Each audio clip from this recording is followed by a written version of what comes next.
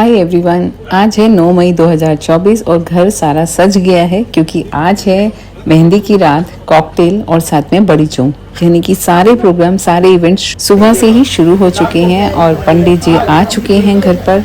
और ये मैं आपको दिखा रही हूँ कि तैयारी हो चुकी है। यहाँ पर ये 3 मिट्टी की डोलियाँ रखी हुई हैं जिसमें तीनों में ही आटा भरा हुआ है और बड़ी चूम में इस तरीके से रहता है।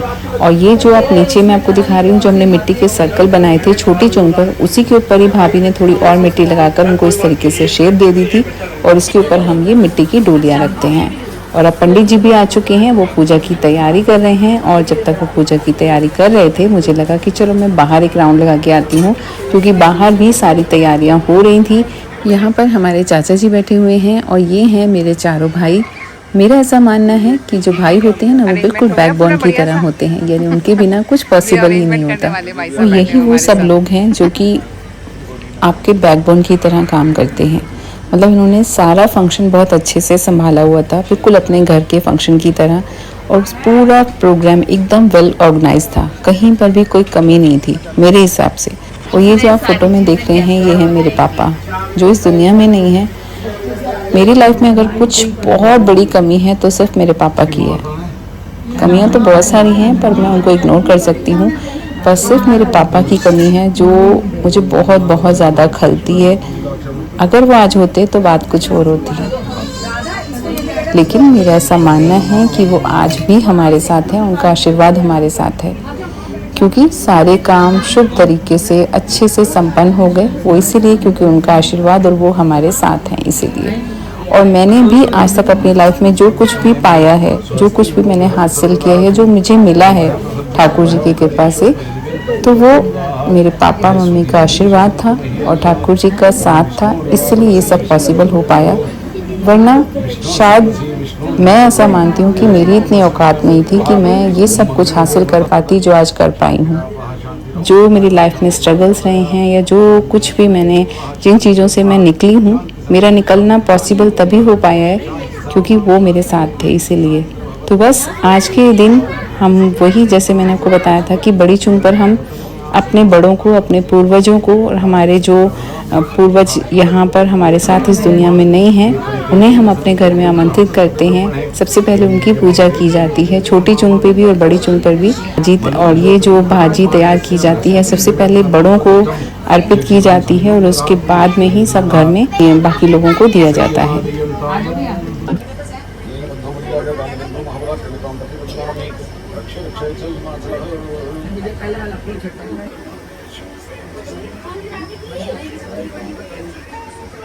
ये पंडित जी ने बहुत ही विधि पूर्वक, बहुत ही अच्छे तरीके से उन्होंने पूरी पूजा संपन्न करवाई है।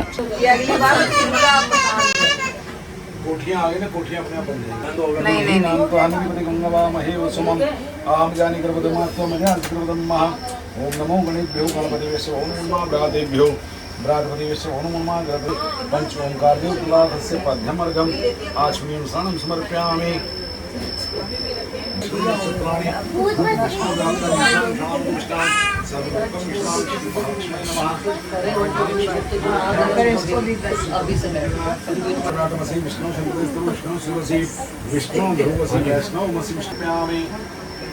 धूपम माध्याप्यामि दीपम कुछ पैसे इसके हाथ में दे दो। मैं पैसे निकाल रहा हूँ, 2 मिनट फोन करो। उसके बाद ये होता है गाना, जो कि दूल्हे राजा को बांधा जाता है।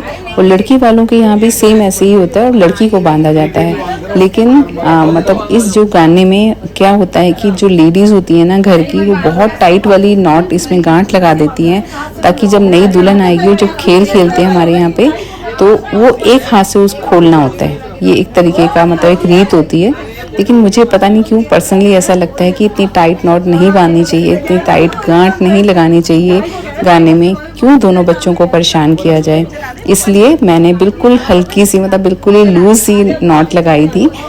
तो नॉट तो ज़रूरी लगानी होती है, लेकिन इतनी टाइट क्यों लगानी भाई, क्यों बच्चों को परेशान करना। तो इसलिए बस, लेकिन कुछ लोगों ने टाइट भी लगाई थी, अपनी सोच है, जैसे भी जिसको अच्छा लगे। तो बस इस तरीके से घर की सभी लेडीज़ ने एक एक नोट लगाई। सोचो कि कितनी लग गई होंगी इसमें। और ये दुल्हन को एक हाथ से खोलनी होती है। और बड़ी चूंग पर ही घर की सभी लेडीज़ को ये चुन्नियाँ दी जाती हैं, जो कि हमने सबने की हुई है पिंक और मजेंटा कलर की। और फिर चक्की चलाते हैं। हमारे यहाँ पे गेहूं को चक्की में पीसा जाता है, लेकिन चक्की आजकल घरों में मिलती नहीं है आसानी से, तो फिर ये काम पंडित जी ने मिक्सी में ही करवा दिया। तो उन्होंने बताया कि 3 बार इसमें गेहूं डालनी है और फिर बोलना है चक्की चूंग पाइए और दूल्हे का नाम लेकर के कि माधव या कार्तिक को परनाइए। तो बस इस तरीके से सभी लेडीज़ ने ऐसा ही किया है, मतलब 3 बार गेहूं डाली है और फिर उसके बाद यही बोला है। मैंने भी बिल्कुल ऐसे ही किया था।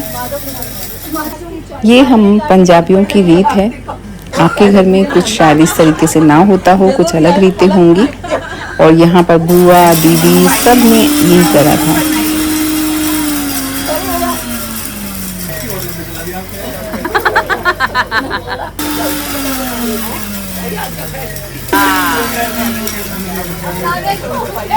सही बात है, देखने भी चाहिए। चक्की चूंग पाइए, कार्तिक नु परनाइए।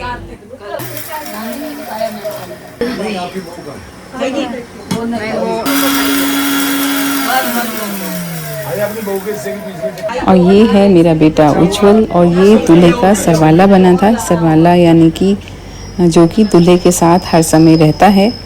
सरवाला कहिए या सरवाला कहिए, तो ये दूल्हे के साथ हर समय रहता है और उसका ध्यान रखता है। और मुझे अच्छा लगा, मुझे खुशी हुई कि उसने ये जिम्मेवारी बहुत अच्छे से निभाई अपनी।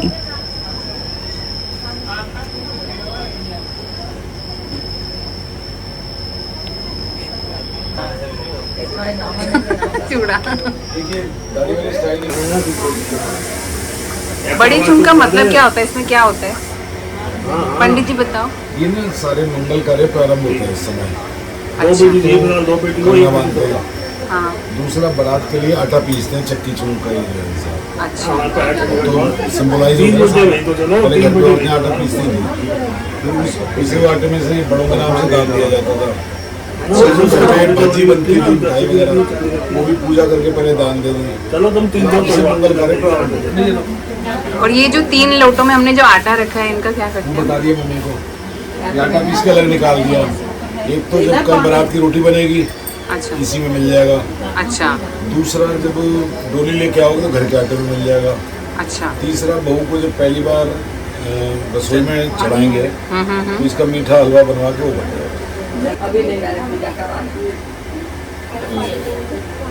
और दोबारा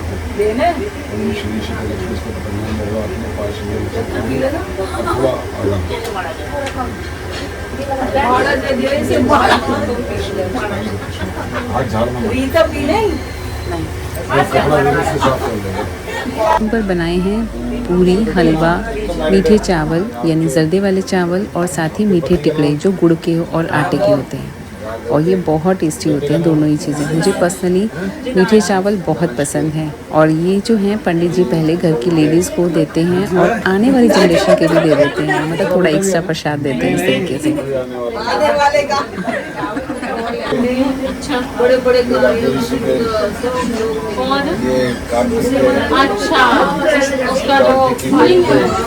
प्रतीक के भाई है। हाँ ये प्रतीक के, ये प्रतीक की बहू के, और भी तीसरा भी है। नहीं तो ये नहीं है, तो ये आने वाला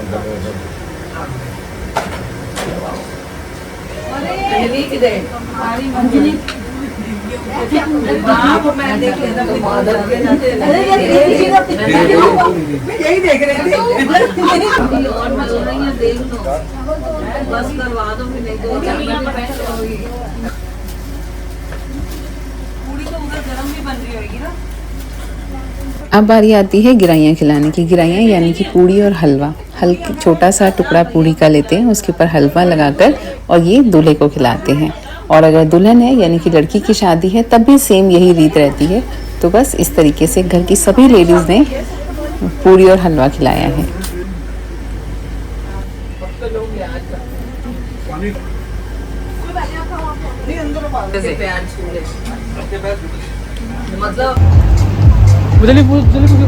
हेलो फ्रेंड, टी-शर्ट देखो, लिंक देखो। क्या हाल है?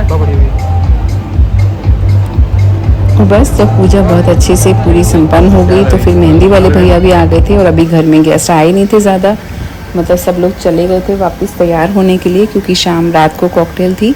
तो बस भाभी और मैं ही थे स्टार्टिंग, तो फिर हमने ही शुरुआत में लगवा ली ताकि जल्दी से सूख जाए, तो हम चेंज वगैरह करके हम भी मतलब कॉकटेल को एंजॉय, मतलब हम भी फंक्शन रात का अच्छे से एंजॉय कर पाएँ। तो सबसे पहले भाभी और मैंने मेहंदी लगवाई है और भैया बहुत अच्छे से मेहंदी लगा रहे थे।